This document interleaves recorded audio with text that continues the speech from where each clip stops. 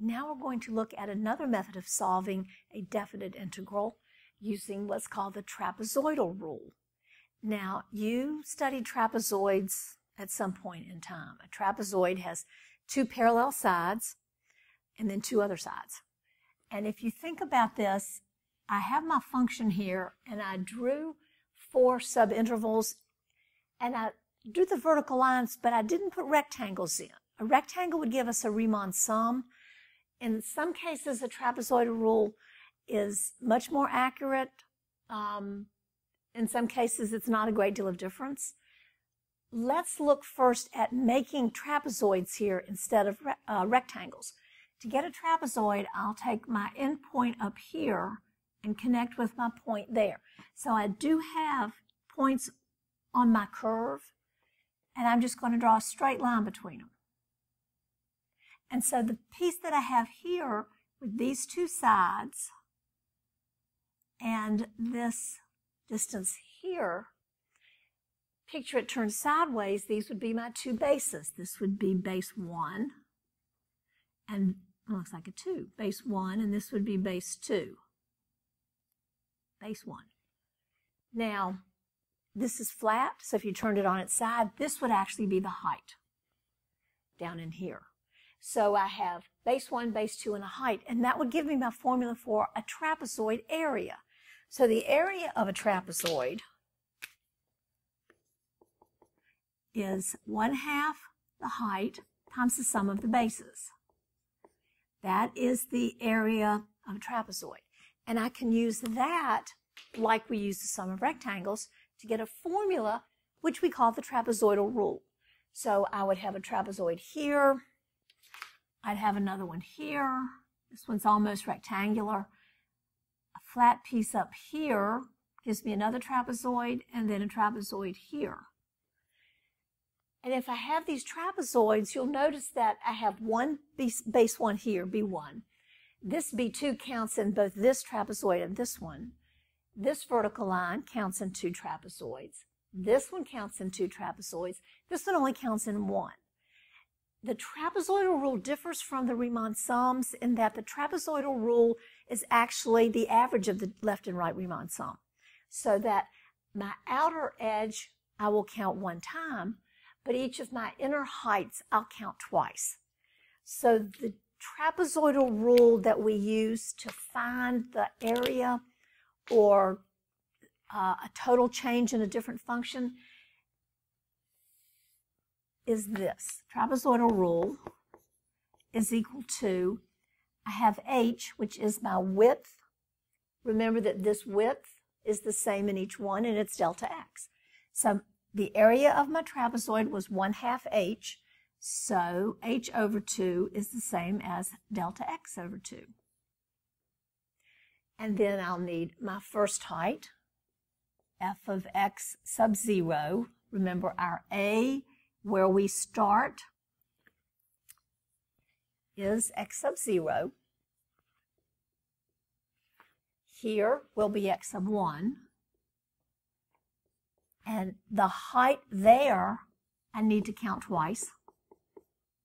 Plus, count the next one twice. And so on until I get all the way to the last one. So b, wherever the end is x sub n, and it only counts once. So let me modify this a little bit. Plus 2 times f of x sub n minus 1 plus f of x sub n.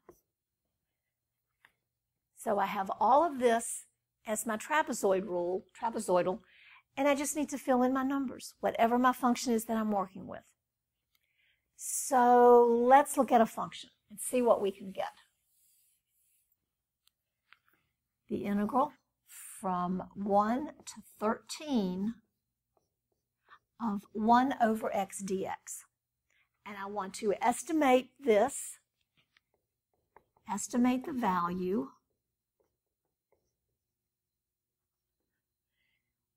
when there are 4 subintervals.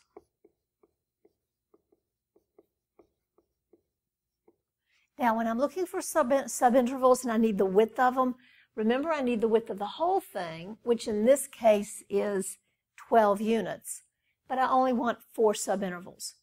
So to find my delta x, we have a little formula, b minus a divided by n. And when there are 4 subintervals here, that tells me that n is equal to 4. I have 13 for my upper limit minus 1 for the lower limit divided by 4. 12 over 4 is 3. Delta x is 3. That means there are 3 units between each of my numbers. So if I'm on the interval from 1 to 13, that means each interval in here has to be 3. So my second x value that I'm plugging in would be a 4. So let's see how that's going to fit in here. Delta x is 3. I want f of x sub 0, is 1, plus 2 times f of x sub 2 is 4, plus 2 times, if I add 4 more here, add 3 more here, I get 7. 3 more here would be 10. And my 13, like the 1, does not have a multiplier. So I have each of these numbers that I have to determine what they're equal to. 3/2 times. Now f of 1, my function is 1 over x. 1 over 1 is 1. Plus 2 times f of 4, 1 over 4. Plus 2 times f of 7 is 1/7. Plus 2 times f of 10 is 1 over 10. Plus 1 time f of 13 is 1 over 13. Now I wrote all these out because I only had 4 subintervals. If you had 8 or 12 or 20, you would want to do this in Excel like we did with some of the Riemann sum problems. So be sure to check in the examples in the lessons to see how to set some of these up in Excel. Multiply 3/2 times, I add everything up here, and when I add it all up and put it together, and then make it in a decimal because the 1/7 and the 1/13 are not nice numbers, I would say this is equal to about 3.09. So that would be the value of my definite integral from 1 to 13 of 1 over x dx.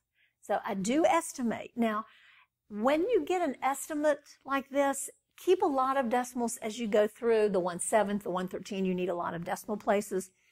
When you come to a final answer, that's when you round. Don't do any intermediate rounding. And if it's a multiple choice question you're trying to answer, look and see how all the answers are rounded. If all the answers have 1 decimal place, then you would make that 3.1. If they have no decimal places, this would be 3. You want to round to the same type of rounding that the answers are. If it's not a multiple choice question, keep more decimals until you see how the answer is given, the solution is given.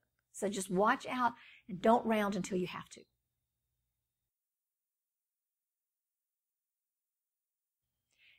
Here we have another rule called Simpsons rule that we use to estimate the value of a definite integral. Our basic definite integral is the integral from a to b of f of x dx. And what we're looking for is n subintervals. That's what we use for our count. Simpsons rule is based on parabolas, parabolic arches, whereas the trapezoid rule was based on the straight line top of the trapezoid, and rectangles, of course, of the horizontal line is our top of our rectangle.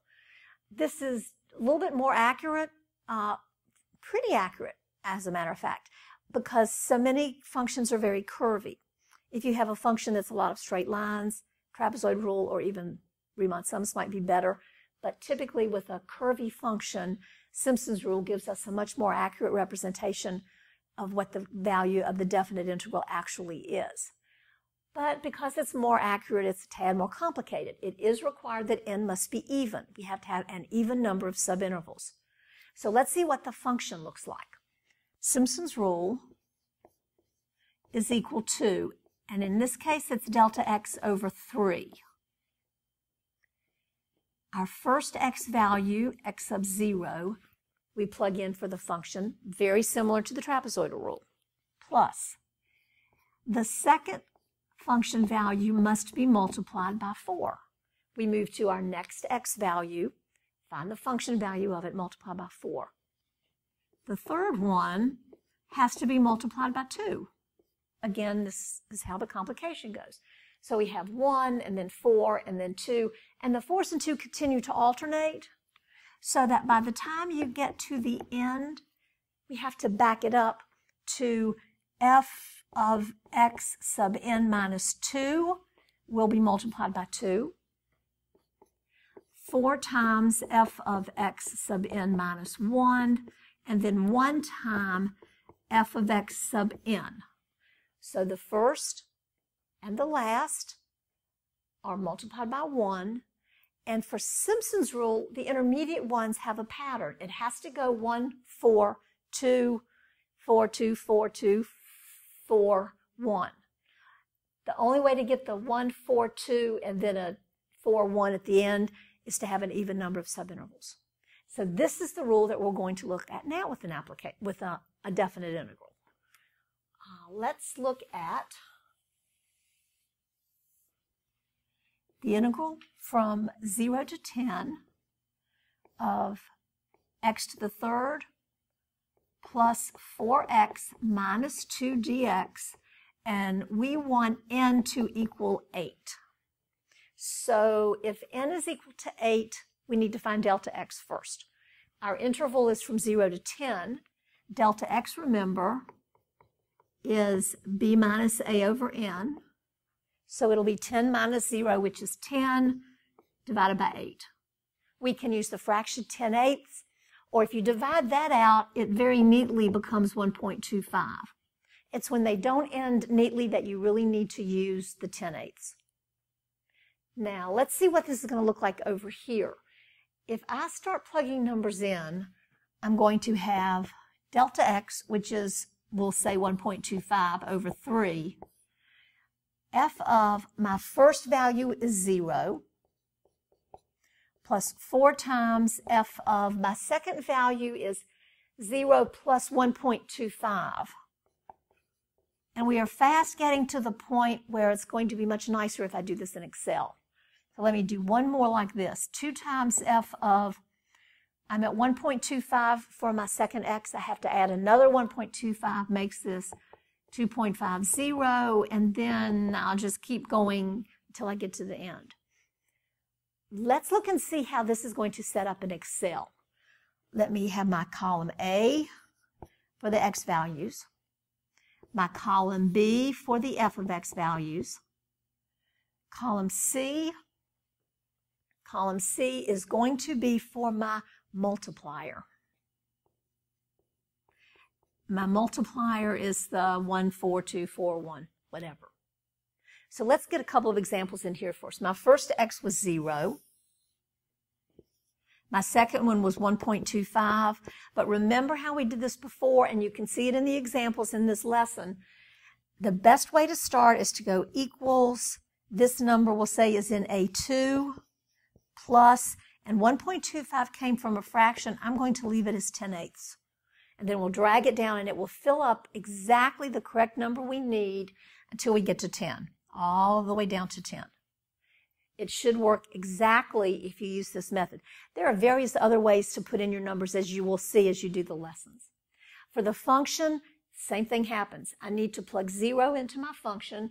0 plus 0 minus 2. This value would be equal to -2. But then I want to plug in 1.25 for the next one. Well, this is where Excel comes in very handy. So again, use Excel to put in the formula. It would be equals A2 to the third plus 4 times A2 minus 2. That would give you that value. Pull it straight down, and all of your function values come out just like that. Or you can do them individually with your calculator. For the multiplier, f of x when it's 0 is multiplied by 1. The next one at 1.2, that function value is multiplied by 4. The next function value by 2, so on all the way down. So we have a column now for multipliers, and this is the same kind of thing you do with the trapezoid rule. We don't want to put in too many columns, but you don't want to have too big a formula at the end. So I'm going to have another column here that I'm going to call f of x times my multiplier. Now, my multiplier is not delta x. I'm multiplying these two together. And my formula here would be equals b2 times c2.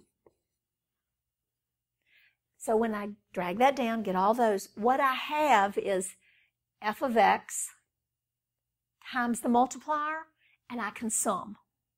So once I get my D column, I do not have delta x in there. That's going to become part of my answer. So let me go back up and take out this piece so I can write down what I have. This B2 times C2, all of that, gives me what's inside here. So what I have here in Excel would be written equals sum, and depending on where it lies, I'm going to say this goes from D2 to D10. Remember, in Trapezoid Rule and Simpsons Rule, we use every single x possible from 0 to 10 inclusive. That's my sum, but that only gives me the inside part. Now I need the delta x over 3. I always put it at the end, it doesn't matter, times delta x, which I found to be 10/8 or 1/2. I'm going to write it as 10/8 in case you have one like 4/3 that's not even, that does not end. And then this says divided by 3, divided by 3. So I put the delta x divided by 3 at the end just because I like it better. You can put it wherever you want to. But this is the way in Excel to do the whole formula for Simpsons Rule if you've already set the columns ahead of time. With practice, this goes very quickly, much quicker than trying to type everything into a formula at the same individually. Okay, this ends up giving us, let's see, 2679.99. Now that looked to me kind of odd that it was 9 in the 0.99 when I ended up with all the fractions and the numbers together. Clearly it's been rounded. But it's possible that this won't be given as an answer if it's multiple choice. It may be that it's rounded with a 0 here, so that this would be approximately 2680. You may find a whole bunch of answers that all end in 0, and that would give you an idea that you have to round this to 0. Or you may have one that does not round like you think it should, and if you ever have questions, you just ask, because you have to watch to see how an answer is rounded, and it may not be this. It may be 2 decimal places, and this would be the correct answer. So lots of practice and just ask questions.